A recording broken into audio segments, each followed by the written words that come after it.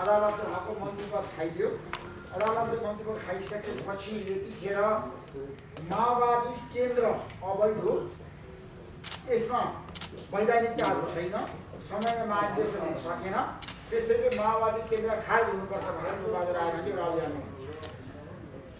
आजको कार्यक्रमको विषयवस्तु साँच्चै त्यही पार्टीमा चाहिँ राजनीति गरेर, त्यही पार्टीबाट सांसद भएर, त्यही पार्टीबाट मन्त्री भएको व्यक्तिले आएर त्यही पार्टी अवैध हो, त्यो पार्टी खारेज हुनुपर्छ भनेर भन्नु कतिको जायज हुन्छ राजनीति। र यो अभियान तपाईँले किन र केका लागि ल्याउनुभयो र धेरैले के भनेको छ भने केपी शर्मा ओलीले तपाईँलाई निर्देशन गरेको छ, जसै हुन्छ प्रचण्डलाई फिल्याउनुपर्छ, प्रचण्डलाई कमजोर बनाउनुपर्छ। एमाले कोचिङ एउटा मिसन अनुसार माओवादी केन्द्र विघटनको अभियानमा तपाईँ हुनुहुन्छ। हिजो निर्वाचन आयोग बिहानको अदालत पनि जाँदै हुन्छ। तपाईँ किन यो अभियानमा लाग्नुभयो? कसरी माओवादी पार्टी अवैध भयो? कसरी असंवैधानिक भयो? यो पार्टीलाई विघटन गर्नुपर्ने, खारेज गर्नुपर्ने कारण के हो? त्यो बहादुर राई साथीहरू, ऋषिजीले धेरै लामो पटक पटक मलाई यो रिपोर्टर्स क्लबमा बोलाइरहनु भएको थियो। अब विभिन्न कारणले म आउन पाइरहेको थिइनँ। आज संसद जुरेको छ र उहाँले के विषयहरू उठाउनु भएको छ, देशका जल्दाबल्दा एउटा विषयहरू मध्येको विषयहरू उहाँले राख्नको लागि आग्रह गरिरहनु भएको छ।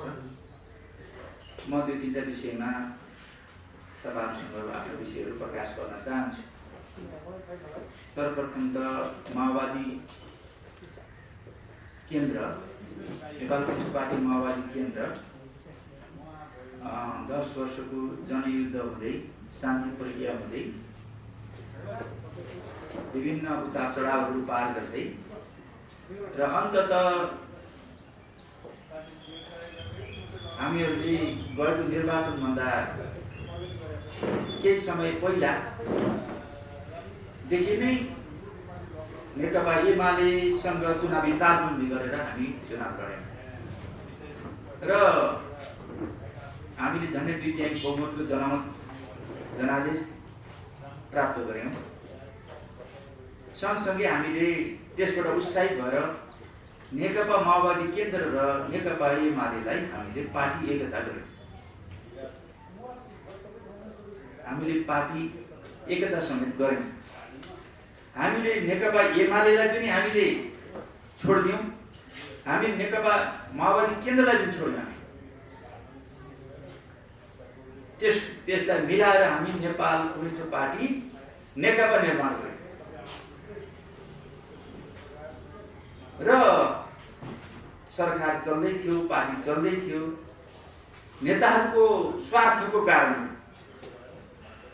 पार्टीभित्र असान्दर्भिक, अराजनीतिक, अशिष्ट, निकृष्ट प्रकारका अन्तर्विरोधहरू सिर्जना गरी बनावटी त्यो कुनै राष्ट्रप्रति, जनताप्रति, समृद्धिप्रति, विचार र राजनीतिप्रति, विधि र प्रक्रियाप्रति त्यो कुनै विषय थिएन।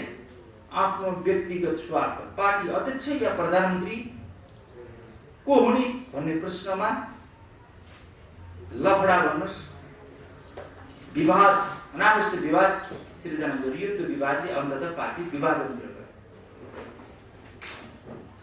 र हामीहरू त्यसको विपक्षमा उभियौँ, पार्टी एकताको पक्षमा उभियौँ।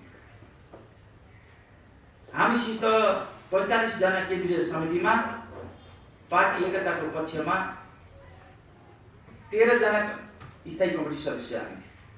सेन्ट्रल कमिटीको अहिले कुरा नगरौँ। र हामीले त्यो पार्टी एकतालाई रोक्नको लागि, फुट्न नदिनको लागि प्रयास गर्यौँ। हामी पार्टी एकता गर्दा प्रथम अध्यक्ष केपी शर्मा ओली र संसद दलको नेता र सर्वसम्मत प्रधानमन्त्री केपी शर्मा ओली निर्माण गरे, नियुक्त गरेका छन् पार्टीबाट र हामीले त्यसैलाई नै मूल नेतृत्व मान्यौँ। अरू सहायक नेतृत्वबाट जुन किसिमको हरकतहरू भए त्यो हरकतले ठिक ठाउँमा पुर्याउन, पार्टी विभाजन लान्छ भनेर हामी संस्थापन पक्षमै उभियौँ, पार्टी एकताकै पक्षमा उभियौँ। त्यो 13 जनाको स्थायी कमिटी अन्ततः पार्टी विभाजनतिर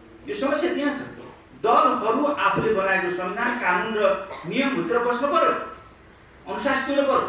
अरूलाई अनुशासन लाउनलाई देशका राजनीतिक पार्टीहरू आफू अनुशासित हुनुपर्छ भने, संविधान सङ्गत हुनुपर्छ भने, नियम कानुन सङ्गत हुनुपर्छ पर्दैन।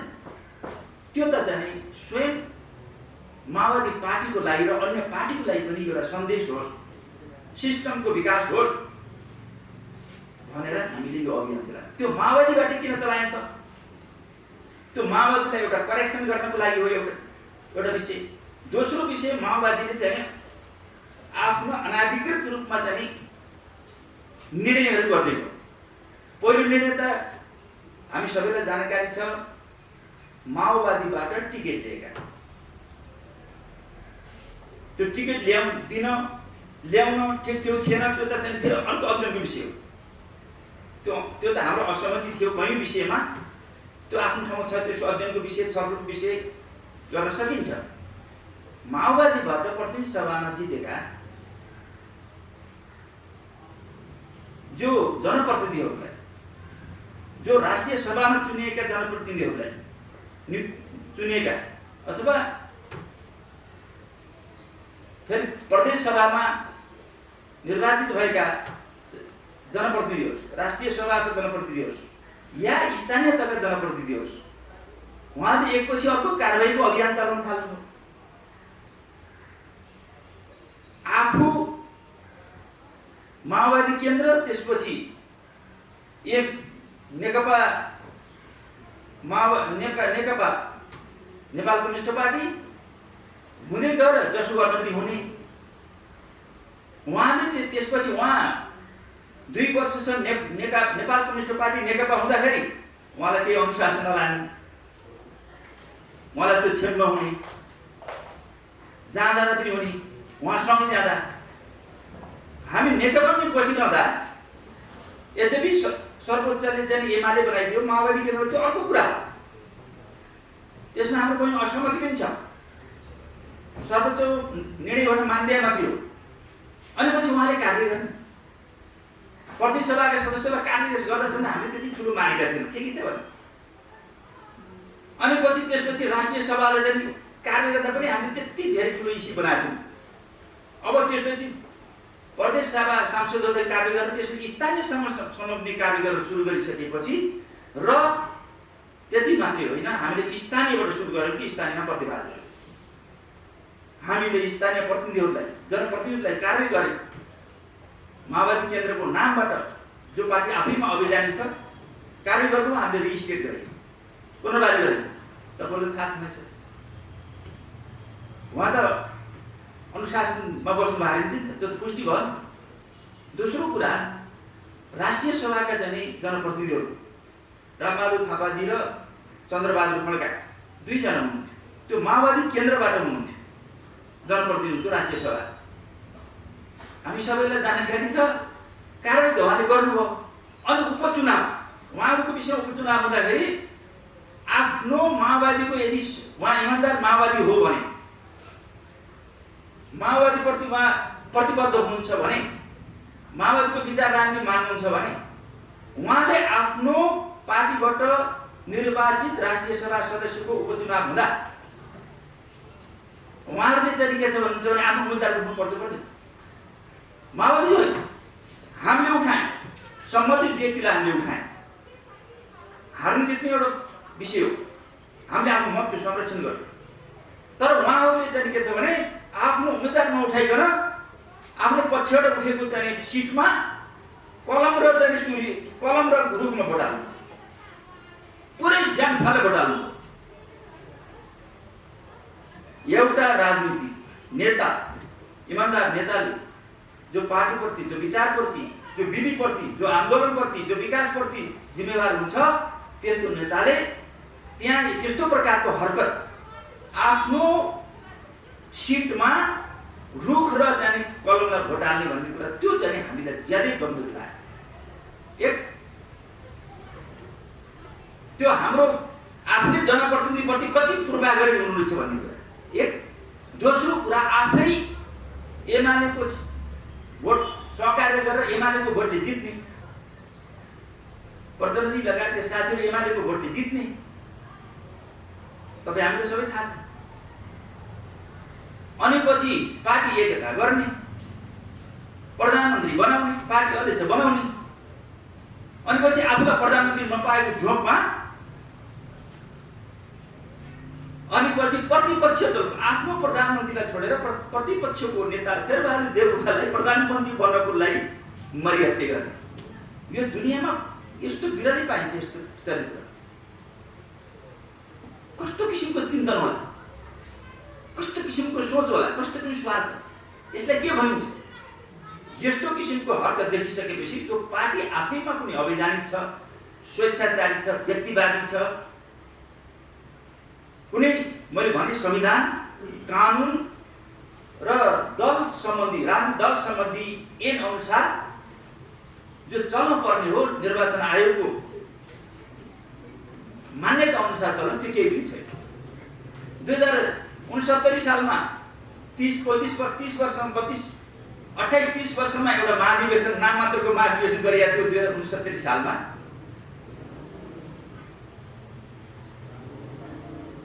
त्यो हेटौडामा त्यो महाधिवेशनमा यद्यपि त्यसलाई माने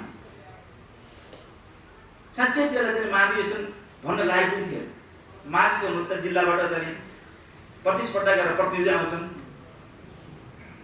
अनि पछि महाधिवेशन थलोमा पनि प्रतिस्पर्धाबाट राजनीतिक प्रतिवेदन र विधान नेतृत्व चयन हुन्छ। आफ्नो लिस्ट बनाउने कोठामा बसेर आफ्ना हनुमानहरूको, त्यसपछि लो ताली पिट्नुहोस् भनेर 2-4 जना अगाडिबाट ताली पिट्यो। त्यसको हामीले असहमति जनाएको थियो, तर उहाँले ताली पिट्नु। यस्तो किसिमको व्यक्तिवादी तरिका त छ। जो मान्यो त्यो चाहिँ लोकतान्त्रिक विधि अनुसार त्यो महाधिवेशन भएन भने पनि मान्यो उहाँले। तर 2069 सालदेखि अहिले 68 सालसम्म 9 वर्ष भयो के हाम्रो राजनीतिक दल सम्बन्धी ऐनले 9 वर्षसम्म महाधिवेशन नगर्न छुट दिन्छ? दिँदैन। त्यो सम्भव छैन। मैले यहाँलाई के जानकारी गराउन खोजेको भने मानव 2 वर्ष लो ग्रेस मार्क पाउनु हो, उहाँले चाहिँ शून्य समयमा आउनु पार्टी एकताको अवधिभित्र। एमाले र माओवादी केन्द्र पार्टी एकता त 2 वर्ष, त्यति हुँदा पनि 7 वर्ष हुन्छ। हाम्रो ऐनमा के छ, निर्वाचन आयोगको ऐनमा के छ भन्नुहुन्छ भने दल सम्बन्धी 5 वर्षमा महाधिवेशन गर्नुपर्ने। 5 वर्षमा महाधिवेशन नसक्यो भने निवेदन हालेर आग्रह विनय गर्यो भनेदेखि 6 महिनासम्म थप्ने, त्यो पनि निवेदन केही पनि छैन।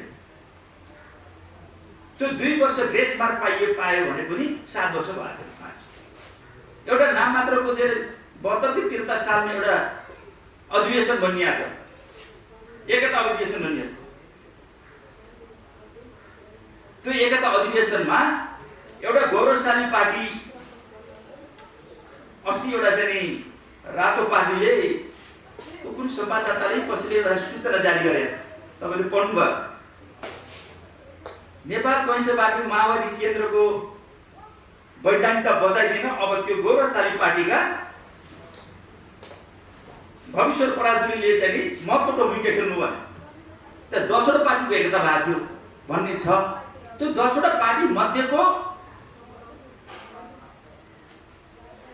एउटा 7वटा पार्टीहरू निर्वाचन आयोगमा दर्तै नभएको पार्टी छ। त्यस्तो कुरालाई निर्वाचन आयोगले चिन्दैन। 69 सालमा जो केन्द्रीय समिति बन्यो त्यसको एउटा चाहिँ निर्वाचन आयोगमा केन्द्रीय समिति र त्यसको विधान प्रतिनिधि जान पर्ने त्यो छ भने पनि त्यसपछि 70 सालमा अर्को केन्द्रीय समिति, 71 मा अर्को केन्द्रीय समिति, 72 मा अर्को, 73 प्रत्येक वर्ष र महिना पछि चाहिँ केन्द्रीय समिति फेरबदल त्यस्तो पाइन्छ। एउटा महाधिवेशनले अर्को महाधिवेशनसम्म त्यसरी केन्द्रीय समिति थप्न पाएन। एक पटक त 4000 सम्म केन्द्रीय समिति, जो 4000 मात्रै हामी मानेका छौँ। बाटामा, घाटामा, कोठामा, जङ्गलमा मलाई केन्द्रीय समिति किन नबनायो भनेर भनेदेखि केन्द्रीय समिति टिकुलाइदिनु, आफै टिकुलाउने आफै हिँड्ने। कुनै मिटिङ बस्नु पर्ने, कुनै अधिवेशन गर्न महाधिवेशन गर्न केही मतलबै छैन। तपाईँलाई थाहा छ 4000 मात्रै होइन, 6-7 हजार जति थिए। एउटा पत्रिका लेखेको थियो, कुन पत्रिकाले तपाईँलाई थाहा होला, माओवादी केन्द्रको केन्द्रीय समितिको सङ्ख्या पत्ता लगाउनलाई पुरस्कार दिइन्छ। बाटा घटा जहाँ केन्द्रीय समिति बनायो, टिको लाग्यो, कतिलाई टिको लाग्यो लाउनलाई थाहा छैन। खै त्यो 4-5 हजारको केन्द्रीय समितिको चाहिँ बनाएको चाहिँ लिस्ट चाहिँ निर्वाचन आयोग जानु पर्दैन, अपडेट हुनु कति सङ्ख्याको केन्द्रीय समिति छैन। अनि 69 को केन्द्रीय समिति एउटा छ भने 70 मा अर्को छ, 72 मा अर्को छ, अर्को फेरि चाहिँ एकता भयो। गौरवशाली पार्टी लगायतका दोस्रो पार्टी से नौवटा दोस्रो पार्टी एकता भयो। गौरवशाली पार्टी मात्र मध्येको तीनटा पार्टी मध्ये गौरवशाली पार्टी निर्वाचन आयोगमा दर्ता भएको पार्टी, जसको अध्यक्ष भविष्य पराजुली हुनुहुन्छ। भविष्य पराजुलीले केन्द्रीय समिति राख्यो भनिसकेपछि त्यसले बजाइदिनु भयो पार्टी। गौरवशाली पार्टीसित एकता भयो भने को केन्द्रीय समितिमा आयो, कोसित एकता भयो भने थाहा छैन। जसको चुनाव चिन्ह स्याउ थियो,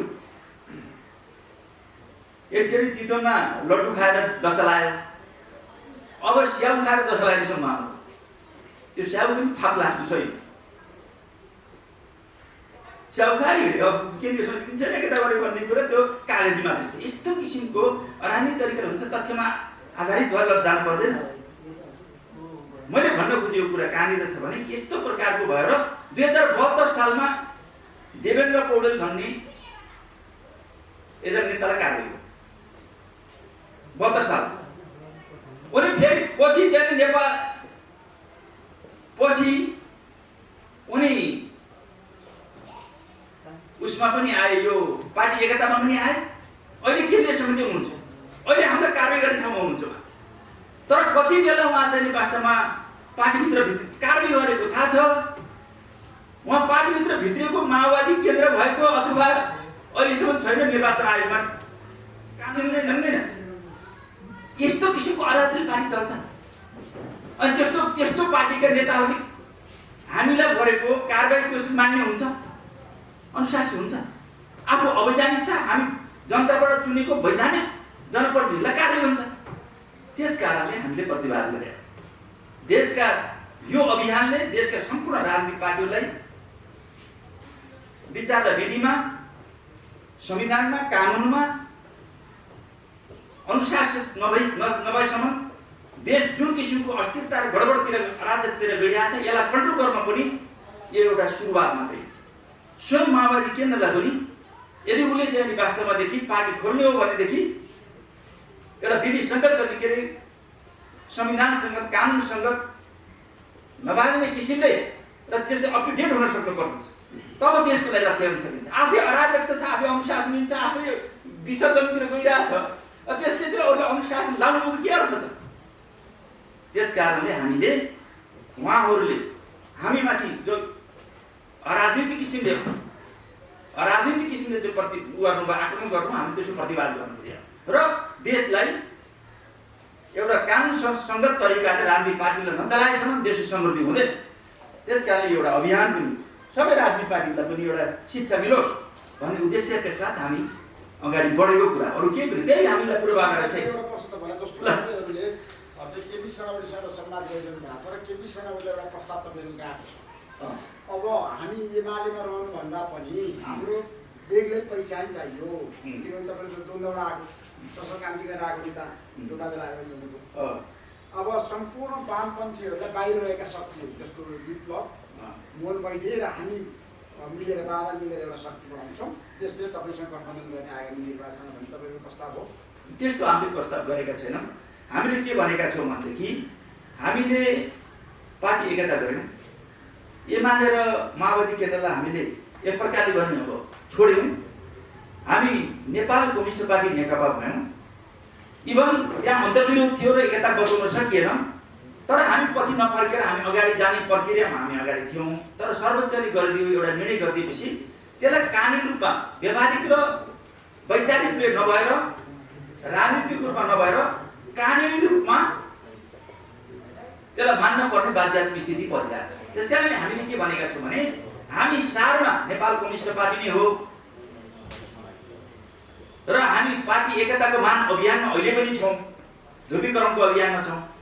एकपटक चाहिँ एकता भएर फेरि साथीहरू विभाजन भएर जानुभयो भनेपछि एकता चाहिँ यो हुँदो रहेछ भनेर एकता हुन हुँदैन भनेर निराश हुनुपर्ने जरुरी ठान्दैन हो। हामीले देशका सम्पूर्ण पार्टीहरू वैचारिक राजनीतिक रूपमा साङ्गठनिक रूपमा विधिसङ्गत तरिकाले राष्ट्र र जनताप्रति जिम्मेवार भएर हुन् र चाहिँ त्यसको लागि कम्युनिस्टहरू ध्रुवीकृत गरेर आज कम्युनिस्टहरू मात्रै होइन कम्युनिस्टहरू त ध्रुवीकृत हुनुपर्दछ एकीकृत हुन पहल गर्नै पर्दछ हुन आवश्यक छ अनिवार्य छ। त्यति मात्रै होइन देशका राजनीतिक शक्तिहरू पनि जसले देशको निरङ्कुश व्यवस्था ढाल्ने र सङ्घीय गणतन्त्र ल्याउन र नयाँ संविधान बनाउनको लागि जो योगदान गरेका छन् ती पार्टीहरूको बिचमा पनि असाध्यै राम्रो अन्तर्सम्बन्ध सहकार्य हुन जरुरी छ। हामी संविधानको रक्षा मात्रै होइन हामीले ल्याएको परिवर्तनको रक्षा हाम्रो राजनीतिक एजेन्डाहरूको रक्षाको लागि पनि हामीले के छ भने सबै राजनीतिक पार्टीहरूसँग स्वस्थ मैत्रीपूर्ण तरिकाले प्रतिस्पर्धा पनि गर्ने र सहकार्य गर्नुपर्ने अहिलेको आवश्यकता छ। यो जरुरी पनि छ। त्यहाँसम्म हामीले सोचेको स्थिति हो। अझ वामपन्थीहरूले एकताको लागि हामीले पूर्वाधार राख्ने त प्रश्नै भएन तर करेक्सन पनि हुनु गल्ती कमजोरी हुनु हामीले राम्रो कामलाई राम्रो भन्ने र गल्ती कमजोरीलाई चाहिँ करेक्सन गर्नको लागि आलोचना गर्ने यो हामी गरेर नै हामीले सहकार्य गर्न सक्छौँ। अरू निर्वाचन आयोग जानुभएको थियो, निर्वाचन आयोगले चाहिँ के भन्यो? हामी निर्वाचन आयोगमा कि हामीले हाम्रो साथीहरूले यस्तो पेश गर्नुभएको थियो होइन यो तपाईँहरूले छिटो चाहिँ निर्णय गरिदिनुहोस्। यो कानुनसँग अनि संविधानसँग र राजनीतिक दल सम्बन्धी एमलाई प्राथमिकता राखेर तपाईँहरूले निर्णय गरिदिनुहोस् होइन। दल हाम्रो दलपति आपत्ति छन् उसले आफ्नो अनुशासन पालना गरेको छ राजनीतिक दलको मान्यताका उसले पुरा गरेको छ भने त हामीलाई के आपत्ति छैन र उसले त्यो पुरा गरेको छ भने त उसले चाहिँ सजाय पाउनु पर्यो दल खारिज हुनु पर्यो। तर हाम्रो नजरमा हामीले जति इन्फर्मेसन पाएका छौँ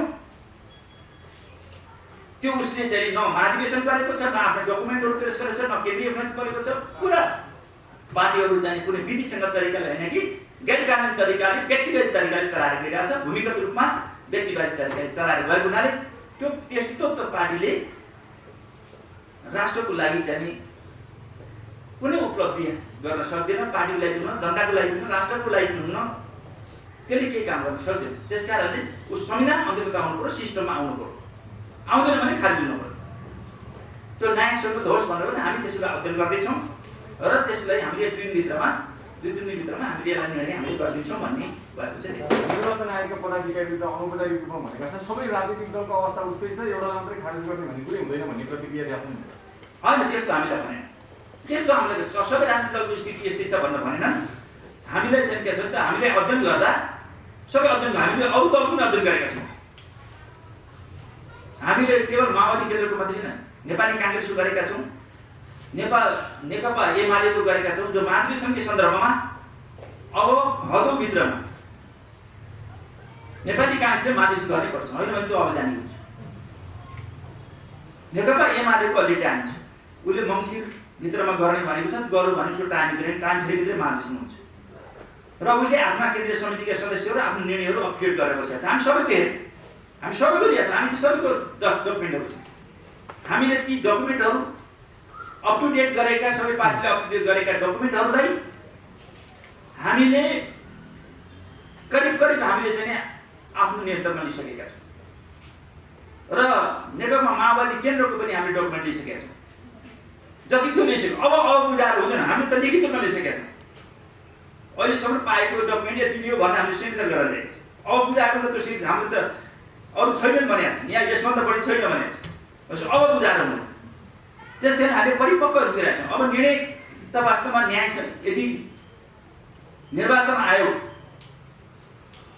संविधान अन्तर्गत कानुन अन्तर्गत सँगसँगै राजनीतिक दल सम्बन्धी ऐन अन्तर्गत चल्ने हो भने वास्तवमा हामीले राखेका प्रस्तावहरू चाहिँ जायज भन्ने हामीलाई लागेको। हिजो त्यही दलमा हुँदाखेरि र आफूलाई अप्ठ्यारो नपर्दासम्म चुपचाप त्यही अवैध दलमै बस्ने अवैध दलकै नेतालाई चाहिँ सर्वोच्च नेता मान्ने हिँड्ने अहिले व्यक्तिगत रूपमा तपाईँलाई अप्ठ्यारो परे पछाडि चाहिँ कानुनले चुनेका कानुनले मान्दैन होइन बिल्कुल होइन। हामी त्यो दलमा बस्दा पनि लडाइँ दुई प्रकारको हुन्छ, एउटा आन्तरिक हुन्छ, एउटा चाहिँ बाहिर लडाइँ हुन्छ, सार्वजनिक हुन्छ। हामीले पार्टीभित्र त्यो दलमा बस्दाखेरि आफ्ना असहमतिहरू काफी मात्रामा हामीले चाहिँ लडिरहेका थियौँ। अब यो दल काम लाग्दैन, माओवादी केन्द्र काम लाग्दैन भनेर पार्टी एकतातिर गएन, एकता लैसिस करेक्सन होला भनेर त्यसपछि फर्केर फेरि उही माओवादी केन्द्र उही ताल्छ हेर्नुहोस्, अब यो दलको काम छैन। हामी कयौँ साथीभाइ नोट गर्नुहोस् होला, जनयुद्धको सुरुवातदेखि नै हामी असहमति राख्थ्यौँ, कयौँ विषयमा असहमति राखेका छौँ। विराटनगरको राष्ट्रिय सभामा हामी बहिष्कार गरेर आएको, तपाईँलाई थाहा छ त्यस हाम्रा त्यो कुरा चाहिँ कुनै त्यो त्यहाँ चाकरी गरेर त्यहाँ चाहिँ बस्न दलाली गरेर त्यहाँ हुँदाखेरि सबै चिजहरू नेताले जे भन्छन् त्यही मानेर तमसरण गरेर आएको होइन, स्ट्रगल गरेर आएको र अब यो पार्टी काम लाग्दैन एकतामा लानुपर्छ भनेर पनि हामी पहल गऱ्यौँ, एकता बचाउन नि पहल गऱ्यौँ।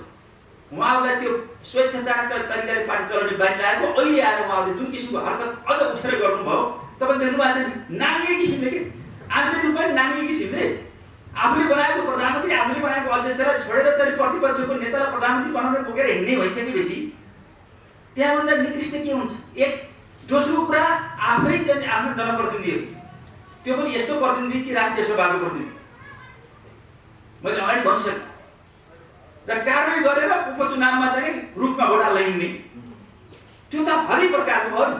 त्यसको प्रतिवाद गरेनौँ भने के हुन्छ, राजनीतिक दल सम्बन्धी के हुन्छ, त्यसको प्रतिवाद हामीले हो। त्यस कारणले हामीले यो अति नै भइसकेपछि अहिले घाँटी आउँदैछ, त्यो अब घाँटीभन्दा माथिबाट यस्तो लड्न परिहाल्यो नि, सार्वजनिकमा लड्यो यसमा त बदलाव जस्तो पनि देखिन्छ। बदलाव बिल्कुल हामी हिजो पनि लडेका थियौँ, आन्तरिकमा लडेका थियौँ, करेक्सन हुनेको लागि लडेका थियौँ।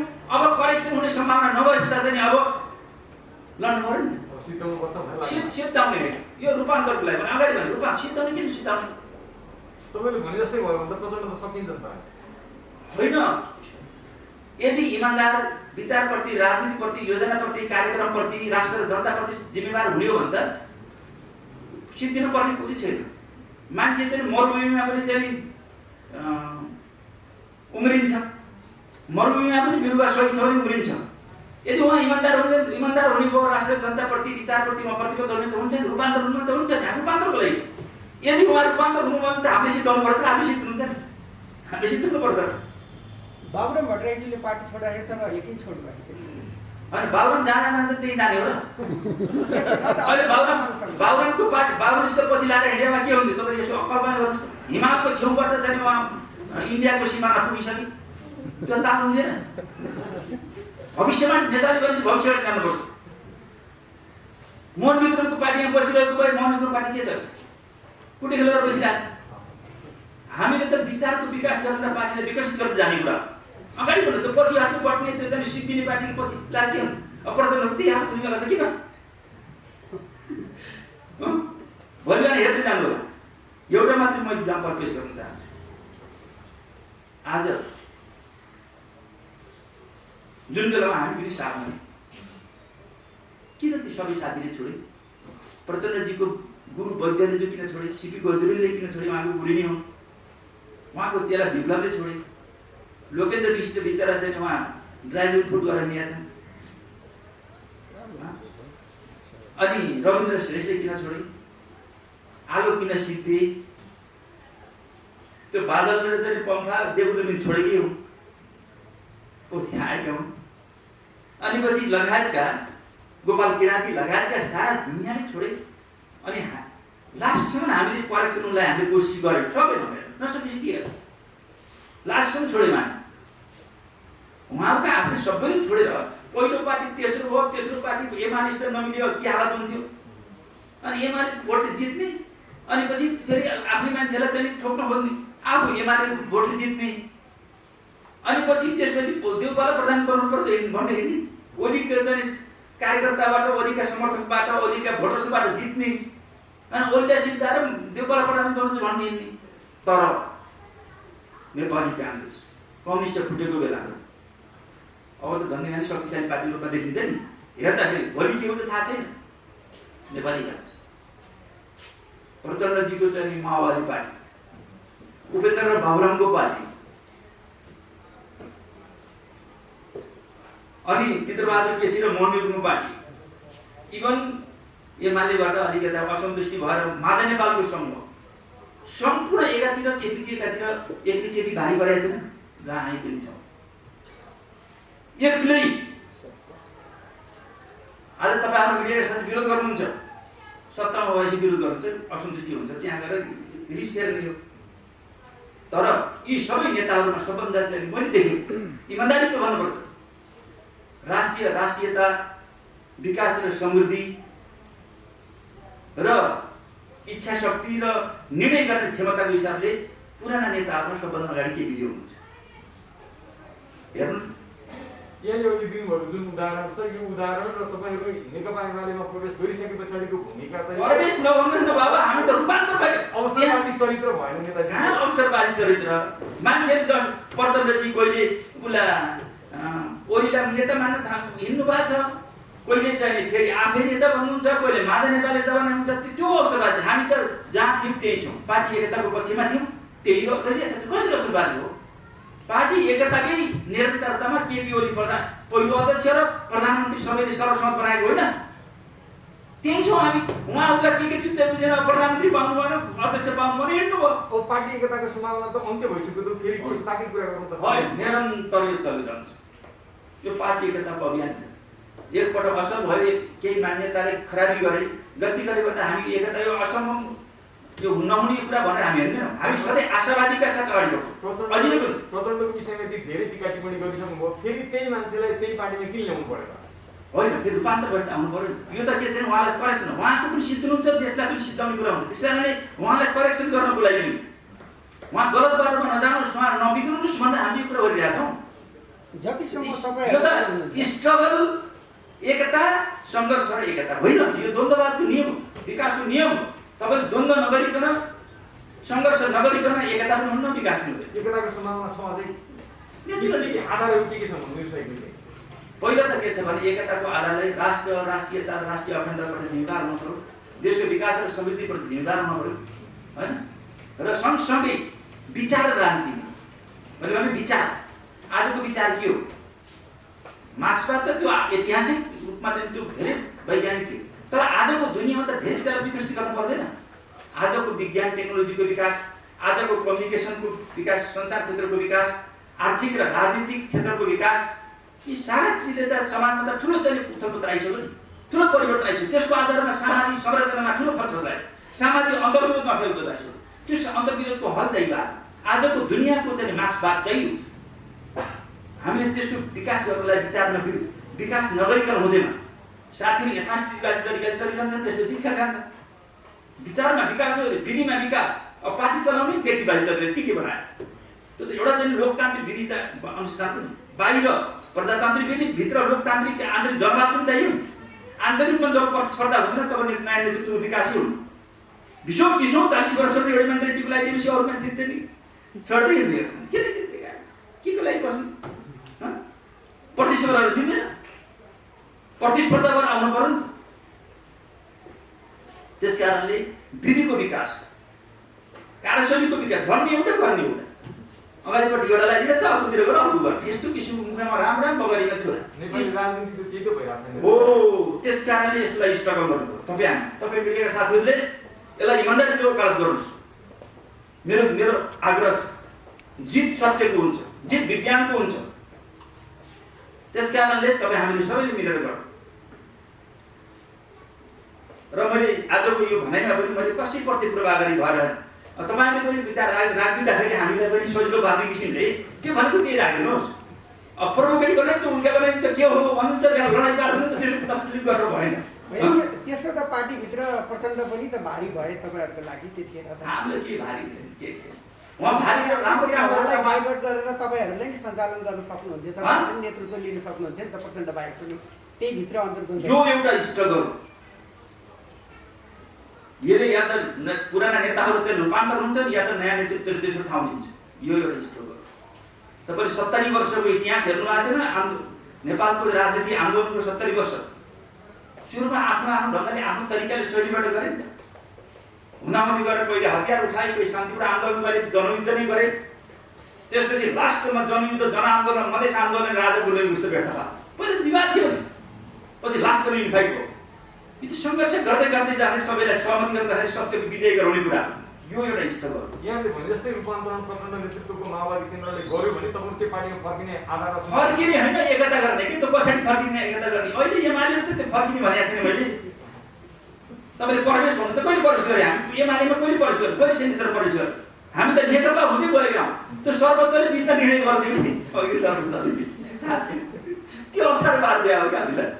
त्यस्तो पनि कहिले काहीँ बेहोरेर जानुपर्छ कि हामी मान्दा के मर्दा क्या नहीं गर्दा जस्तो गरेर एउटा गर्नुपर्ने के गर्नु। अब त्यहाँ छौँ सकाएर गर्नुपर्ने छ पार्टीलाई विकास गर्नुपर्ने छ विचारमा विकास गर्नुपर्ने छ राजनीतिमा विकास गर्नुपर्ने छ आन्दोलनमा विकास गर्नुपर्ने छ। त्यो चाहिँ के त्यो सबै चिज भनेपछि त सधैँ हामीले भने जस्तो हुँदैन। यो राजनीतिमा नेताहरू जति बैगुनी भए पनि दुई नहुने हुँदो रहेछ है नेताजी। यो त के छ भनेदेखि यो फिल्टर हुन्छ टाइम लाग्छ कहिले छिटो पनि हुन्छ कहिले टाइम लाग्छ। हामीले राजाको निरङ्कुश व्यवस्था थाल्नुपर्छ भन्दा 70 वर्षसम्मबाट लडेको लडाइँ गऱ्यौँ 70 वर्ष लाग्यो थाल्दा थालियो नि। अब अहिले पनि तपाईँले भन्छ कि हुँदैन क्यारे भन्नु हुन्छ। किन राजनीतिक पार्टीका नेताहरूले चाहिँ यो कुरा सोध्नुपर्छ कि आशावादी हुनु। अरू केही छ? धन्यवाद। अन्तिम जिज्ञासा नेकपा एमाले भित्रै अहिले चाहिँ संहिता र धर्मनिरपेक्षताको विषयमा पुनर्विचार गर्ने कि भन्ने विषयवस्तु पनि प्रवेश गरिदिएका छन् भनेर होइन त्यो बिल्कुल आधिकारिक रूपमा औपचारिकमा कुनै प्रस्ताव छैन होइन। त्यो चाहिँ वास्तवमा कोही व्यक्ति विषयले कति चलाएको हुन्छ आधिकारिक मिटिङमा औपचारिकमा पनि छैन त्यो हल्ला त्यो बिल्कुल प्रस्ताव अहिले केपी शर्मा ओलीले नेतृत्व गरेको जो समूह छ त्यो समूह वास्तवमा देखि यो संविधानप्रति राष्ट्रियता राष्ट्रिय अखण्डता संघीय गणतन्त्र धर्मनिरपेक्षता समावेशी समानुपाती लोकतन्त्रमा प्रतिबद्ध छ। यसको लागि कुनै पनि तलमाथि हुन दिँदैन। ल थ्याङ्क यू। Thank you.